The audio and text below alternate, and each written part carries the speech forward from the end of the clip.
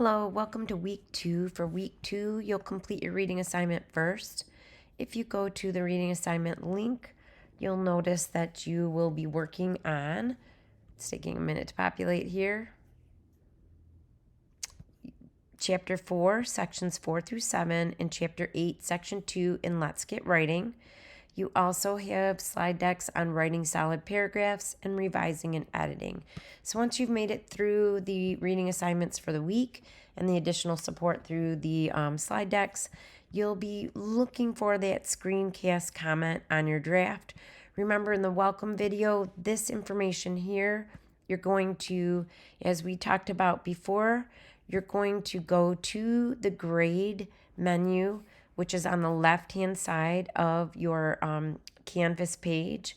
Once you get into that, click on grades, you'll find the assignment, you'll see the comments, you'll move to those comments, and you'll be able to see that link to the screencast. You're going to need to copy and paste that into a browser. Then you'll be able to watch the short video that I've made to give you feedback on your assignment. So please take the time to do that. I do want to, guide you and help you improve as a writer this semester, and these are all personalized videos to each of you. Now, they do take me a bit of time, so as you begin turning in your drafts as quickly as possible, I will be making the screencasts, but I always promise to have them by Thursday at the latest of that week, so you have at least 3 full nights, or more or less, to get those final copies done, to watch the screencast, to look at your peer review comments, and to make your revisions. So, be on the lookout for those. And if you have questions about how to find them, let me know. All right, you'll also be partaking in a peer review forum. The peer review forum is due Friday, not Sunday. So you'll want to make sure that, one, you post your own draft to the forum by clicking on reply. And then you're going to look for a classmate's post, which is their draft, and you'll answer these questions below. Now, there's a couple of ways you could do it. A lot of students simply, find their classmate's draft, and then they reply and copy and paste all of these questions in, oftentimes in a different color, or sometimes they highlight their responses to each of these questions. So again, you're going to post your own draft. You'll look for a classmate's draft. You'll click reply to that classmate's draft.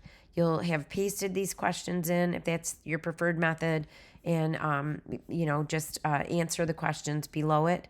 And again, oftentimes highlighting in a different color helps your classmate to know what the answer to the question is.